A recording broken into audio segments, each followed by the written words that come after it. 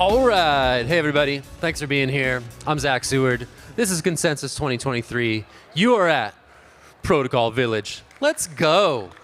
Let's effing go. I love this. Thank you guys so much. Protocol Village, as you may know, is the more technical stage where we focus on devs and all the cool stuff they're building. We've heard a lot of cool topics today, but now we're going to talk about wallets. Wallets, man, that's the good stuff. That's how we interact with on-chain crypto, DeFi, NFTs, all that good stuff. And if you're familiar with the Solana ecosystem, we have an upstart in the room that's doing some really interesting things. Backpack. They also just dropped a sweet NFT collection called Mad Lads. So we are going to hear from the co-founder of Backpack, Tristan Yver. Here he is. Welcome him to the stage. He's going to do a demo of Backpack. Let's hear it, baby. Woo! Appreciate it. Check, check. Yeah, you guys can hear me. Hello, everyone. Thanks for taking the time to come to this talk today. It's great to see so many faces IRL after being locked in our office for the last 5 days without sleep or water. No, I'm just joking. But I'll start with a little story that will elucidate how we got to where we are now, why as a product technology company we're doing an NFT collection, which seems very strange. And hopefully all of it will make sense and you guys will walk away understanding why we're building what we're building and what we think is important to build for this space. So I'll start with a story of last year in February, in March, April. Armani, my co-founder, invited me to start on the journey of building a company together. We did not know what we wanted to build. We knew we wanted it to be a consumer application. We knew we wanted it to be something that could go beyond the crypto native demographic, beyond the degens of today, and hopefully bring in new people to the space. At one point, we realized that what was most important was going to be distribution. What is most lacking in crypto is distribution. There's a lot of money in the space. There actually are not that many people in the space. And a large percentage of those people, they're not using on-chain applications. They just have their Coinbase accounts. They buy some crypto here and there. So we were thinking about methods through which we could get these people who have only sat in their Coinbase account to come on chain and try some of the applications that probably a lot of builders here are building, and hopefully actually move these people to understanding why we care so deeply about these things that we're building. So through these iterations, we realized that the wallet was the base layer. You need a wallet for any dApp. You need a wallet to connect to any blockchain, but it couldn't just be a wallet. We wouldn't find product market fit by showing up with a wallet that had better UX or a better UI or some tagline here or there. We really needed a step function innovation to justify why we were coming to the market. So we went back into ideation mode. At first, we were thinking through all the problems that exist in wallets. We're thinking about protecting from phishing, protecting from being drained, all these different things. And while we were going through this process, we started thinking about WeChat. So WeChat is this base application, which is messaging, but then they've also created an open developer ecosystem, which allowed third parties to come and build applications for the use of those that have onboarded for that base application. So we were like, OK, that's a really interesting model. No one seems to really be doing it in crypto. There's no native applications, decentralized native applications. We just have these dApp browsers where we show up at a mobile web UI. It's not that great, it works, but why isn't it better? So once we started going down that thought process, we got to the point where we were thinking, well, what about the legal risk? What if we are hosting all these apps? Are we responsible for the risk of hosting these applications? What if somebody builds a gambling app? What if somebody builds 100x leverage perps on chain? Are we liable for hosting those things? And so then we were thinking, oh man, maybe we can't build this. But it was during the next few days after that we hit on the idea of XNFTs. So XNFTs was when we realized, OK, this is actually a powerful enough idea that it justifies launching a business, that it justifies putting a team together, and that it justifies raising capital. And what is an XNFT, you may ask? So these are all XNFTs. These are all third-party decentralized applications that teams have built using our open developer tooling and that you can use natively within Backpack. The way it works is we've taken existing metadata standards of NFTs on Ethereum, on Solana, and we've made it so that rather than it being something that you replace those standards with, it's actually just additive to the existing standards. So what I mean by that is right now, if you go and look at the metadata of your NFT, it'll have the description, it'll have the attributes, it'll have the JPEG. That JPEG lives on Arweave or IPFS or S3, and the token denotes ownership over it through something called the URI. So what we did is we added a new line, a new URI, and that new URI now points at a code bundle. So this bundle of code is essentially whatever the creator wants it to be, and then within Backpack, which is our mobile wallet, these creators can then essentially gain distribution to users who are able to launch these applications natively within the wallet and use them in a native form factor, not as a dApp browser, not as the things we're used to right now, but actually how you would go to the iPhone App Store, download applications, and use it. So this was the first thing that we built. This was the first thing that justified our existence. But we knew that that wasn't enough. This is just the beginning. This is step one. Oh, yeah. This is step one. This is the WeChat model. We have the wallet to get users. We have these applications to allow third parties to come and seek that demand, seek those users for their apps. But it's still similar to things that exist in the space. So we were thinking, well, is this enough? Does this justify everything that we're doing? And we came to the realization that where this may actually be more impactful is not necessarily in these applications that you see here and these dApps that you add to your decentralized applications that you add to your wallet and you can use natively. But what if the NFTs themselves were applications? A lot of you guys may have tried different token gating mechanisms nowadays. And bear with me because I'm going to walk you through the user journey of a brand new user entering the space and trying to get to a token-gated holders chat or a token-gated merch store. So this person who's never been in crypto, never been in NFTs, first they have to show up at Coinbase or Kraken or one of these exchanges, and they have to pray to God that their KYC goes through the first day. What the heck is a KYC? Why am I sending my passport? Why am I sending my identity? This is so scary. But they go through it. They onboard. They're finally able to get signed up. They connect their bank account. They ACH some money into the Coinbase account. They buy some SOL with those dollars that they ACH'd into the account. And then what?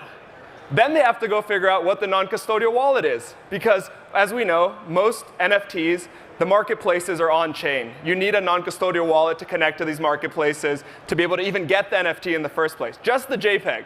So this user then goes and he looks at all the options and he gets the non-custodial wallet and hopefully he clicked the right link and it's not a scam. And then he makes an account, whatever, he signs up and he figures out the public key. He figures out sending the money from Coinbase over into this wallet. And then hopefully he knows the real Magic Eden or the real Tensor link or the real OpenSea link. He shows up at the marketplace.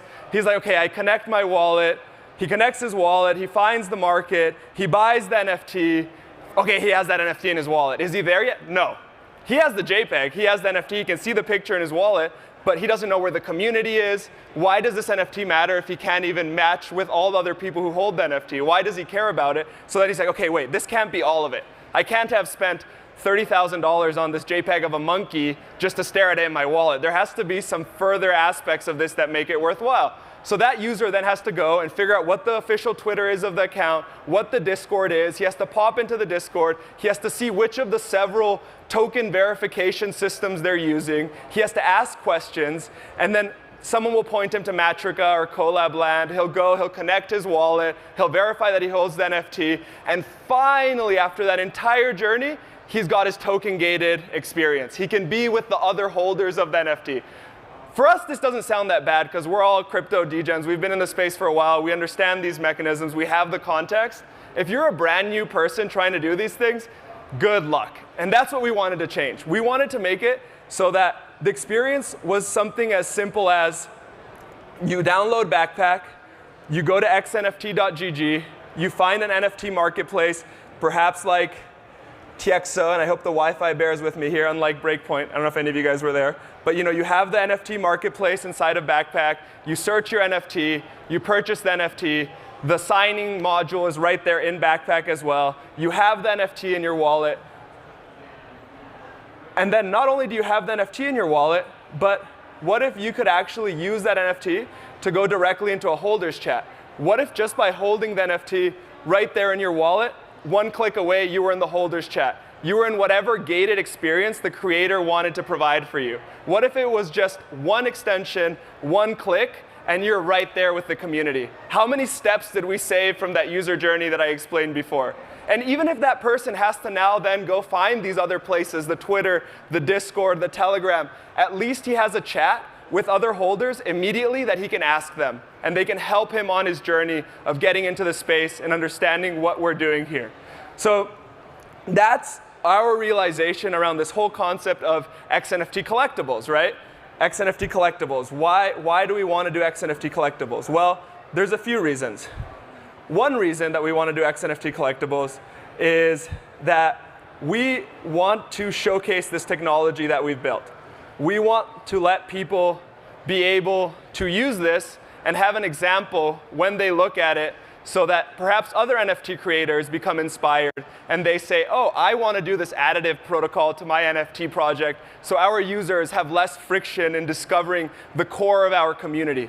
Because let's be real, NFTs matter because of the communities. There's very few other reasons why they matter. You enjoy the art, and you have a kick-ass community. And that's where most of the value of all NFTs lie right now. We haven't moved past that into the world of gaming NFTs being incredibly valuable or real estate on the blockchain. Maybe one day, but not yet. It's still at the collectible level. So that was one perspective. We have a showcase for our technology. We build Mad Lads. We can show the world firsthand what we're building, why we think it's impactful, how they can join the community. But the other reason that we were also building this is because as a technology company in crypto, it's incredibly difficult to get distribution. It's really hard. There's not that many people that care. There's not that many people using on-chain applications. So we realized that we were going to need a hardcore group of evangelists that would be willing to go out into the world and bridge that gap and explain to people and have a reason that they wanted to explain to their friends. They would have their Mad Lad and they could say, this is the coolest thing I've seen, why don't you check this out, this, and you now have a reasoning on why this person cares enough to onboard someone new into the space.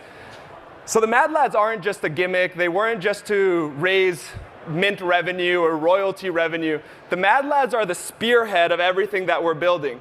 The Mad Lads are the top of the funnel. The Mad Lads are those that will be a brand that can actually be engaged with from a mass consumer audience perspective. And then hopefully, if we build compelling enough product on the Backpack side, those people will decide to use Backpack as their wallet provider, as their infrastructure provider. That was the reasoning behind Mad Lads. That's the reason we built this NFT project.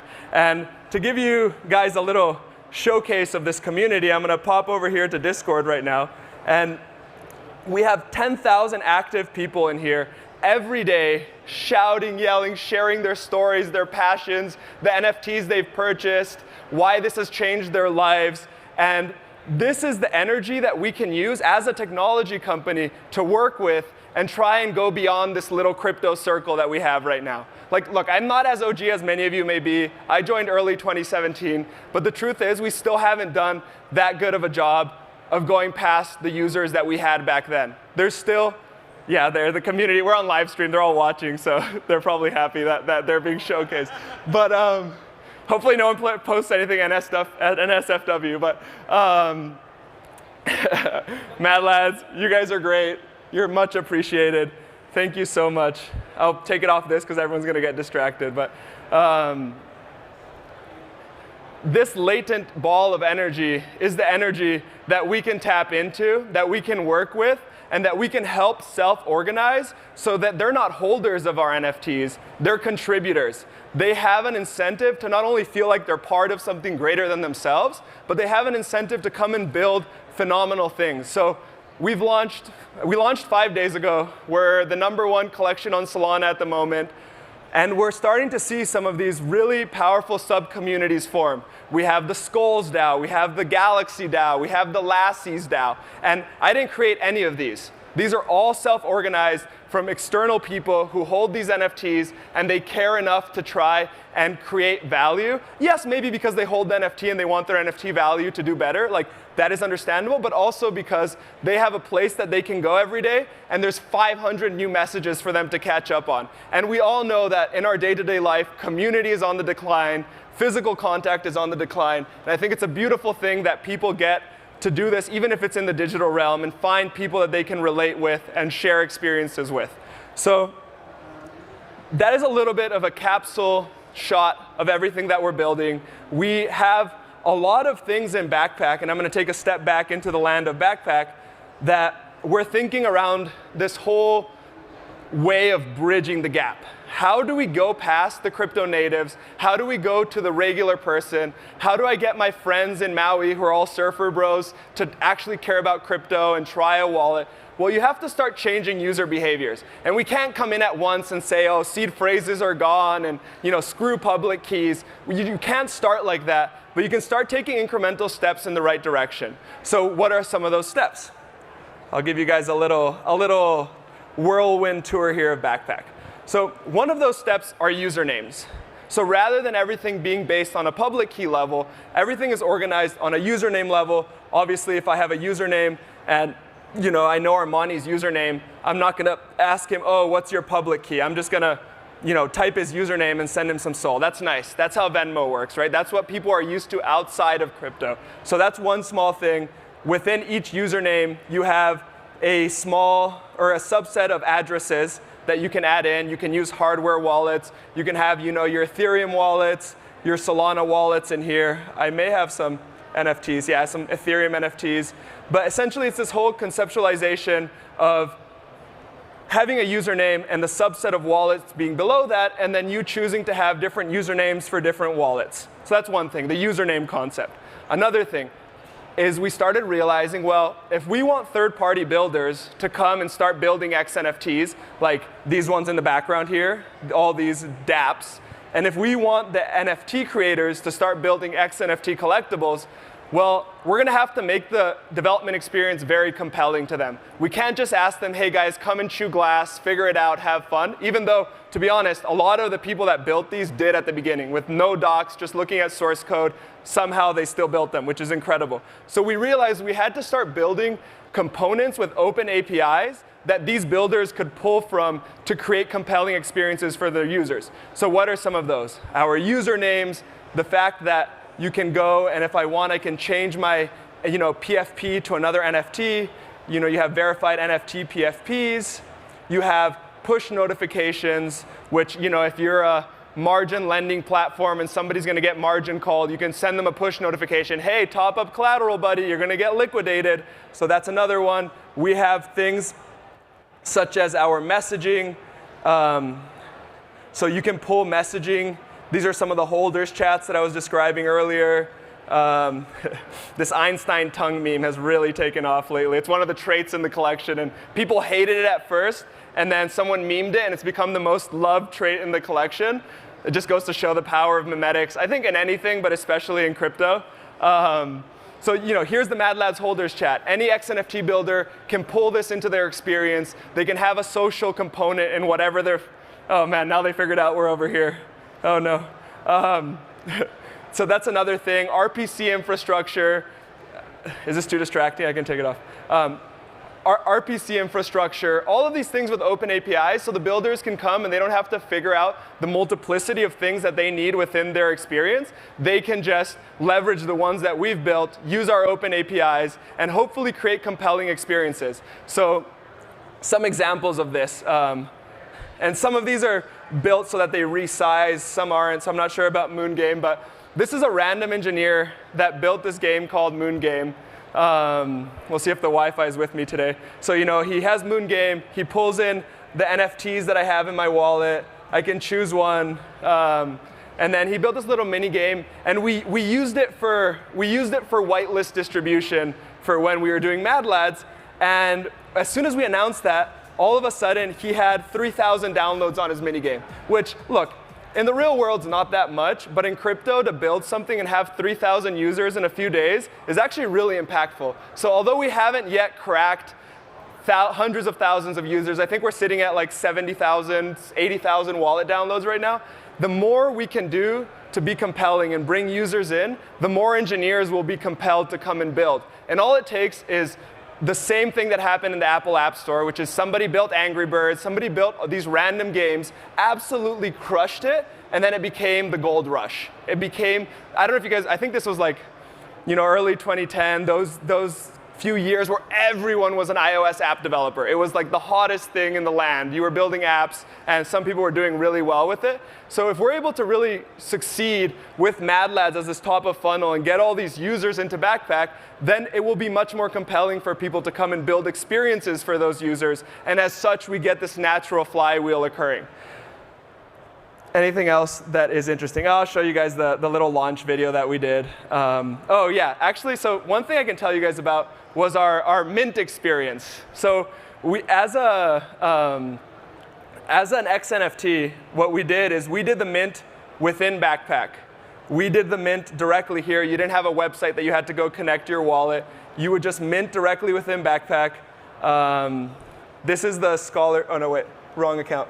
I'll show you guys the scholarship wallet so you guys can see. These Mad Lads have not been revealed yet. So you can see a little bit of what the experience was for people once they minted. Once they minted, you got this rug. And people are like, what the heck do I do with a rug? Why do I care about a rug? Well, the next thing we did is we started building experiences on the XNFT component. So this is an NFT. If you held this in your Phantom, it would look like any NFT. You would have a description. You would have some traits. But if you hold it in Backpack, it's actually an application. We can actually build custom experiences for those people to come and enjoy brand new things that they've never seen before in a wallet. So hopefully the Wi-Fi bears with me. So after the mint, we sent everyone in here. They had to defeat the Mad King.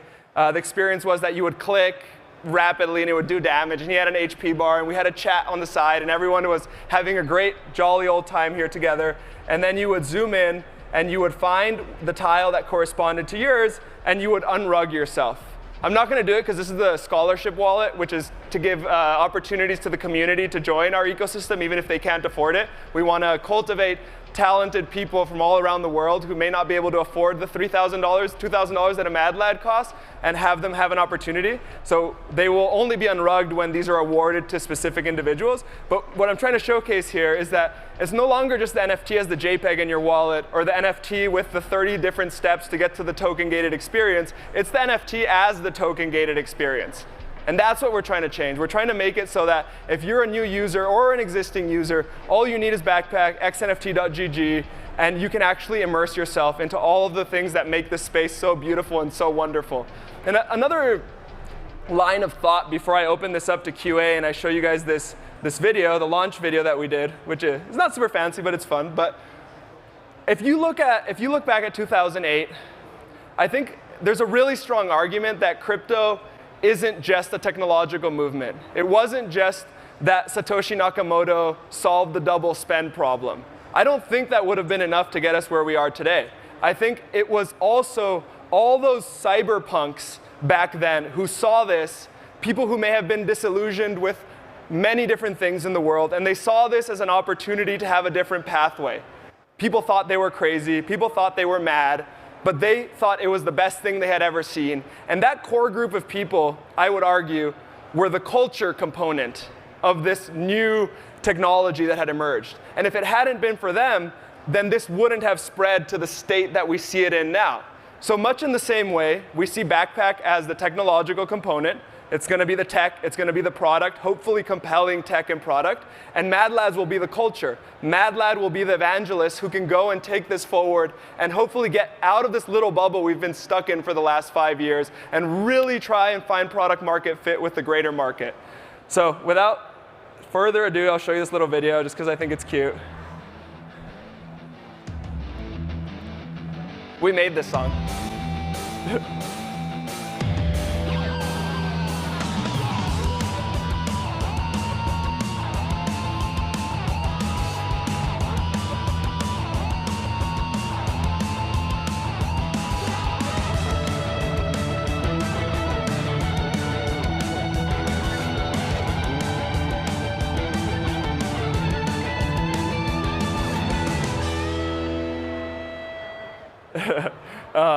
So yeah, that's what I wanted to come here and share with you all, and everyone that's listening online, thank you for taking the time. We have 4 minutes. I'd be happy to go into some Q&A. Zach here has a microphone. If anybody has any questions, just raise your hand and he'll walk it over to you.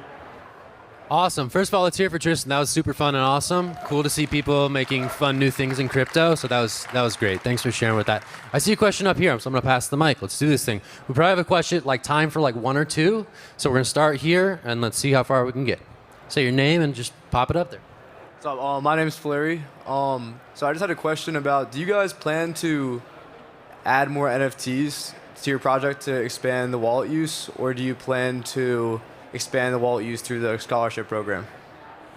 So this is something we haven't thought in depth yet. I think the only way we would be justified in doing another collection at some point is if we're able to maintain primacy for the next year. So I think one thing we've heard from the Yuga team is that Mutant Apes was the moment where they actually had their breakout success. It wasn't with Bored Apes. But this is something that we wouldn't look at for another year or so. So I don't have a clear answer for you. For now, we have the MAD scholarship program, and that is going to be the main form of ingress for those that can't afford to buy a Mad Lads at the moment. All right. I'm going to ask, what does WOW mean while I get to here? WOW means we are one. Ooh, nice. Wow. All right, this might be our last question. So here we go. Say your name and get it up there. Cool. Hey, what's up, man? Sid from Polybase. Great presentation. Loved the kind of storyline that you brought into the tech.